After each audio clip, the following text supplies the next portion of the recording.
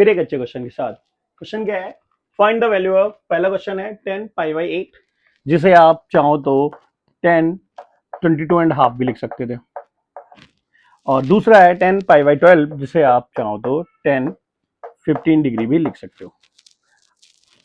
अब देखो नॉर्मली हमें 30 पता होता, 45 पता होता, 60 पता होता, यहाँ पे लेकिन 22.5 है और यहाँ पे 15 है।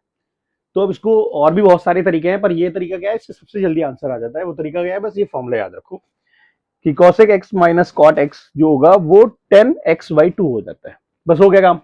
अब इस क्वेश्चन के हिसाब से देखें तो हमारा x/2 किसके बराबर है, 22.5 के बराबर है, तो इसका मतलब x क्या हो जाएगा, 45 डिग्री। तो बस हमें क्या करना है, बस यहाँ पे वैल्यू सब्स्टिट्यूट कर देनी है, तो ये आंसर हो जाएगा cosec 45 माइनस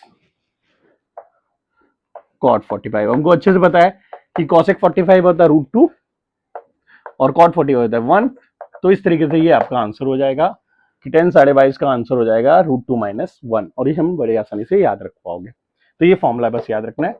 सिमिलरली इसको देखें तो यहाँ पे अगर x की वैल्यू अगर हम देखें तो x/2 अगर 15 है तो x क्या हो जाएगा, 30 हो जाएगा। तो इस तरीके से हो जाएगा cosec 30 माइनस cot 30।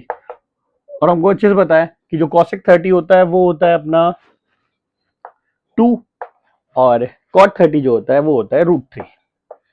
तो इस तरीके से 10 15 की वैल्यू हो जाएगी 2 माइनस √3। तो ये फॉर्मूला याद रहेगा, तो आप आसानी से ये दोनों वैल्यू या इस टाइप के हाफ एंगल बड़ी आसानी से फाइंड कर पाओगे। क्लियर? तो ये फॉर्मूला हमें याद रखना है। ओके।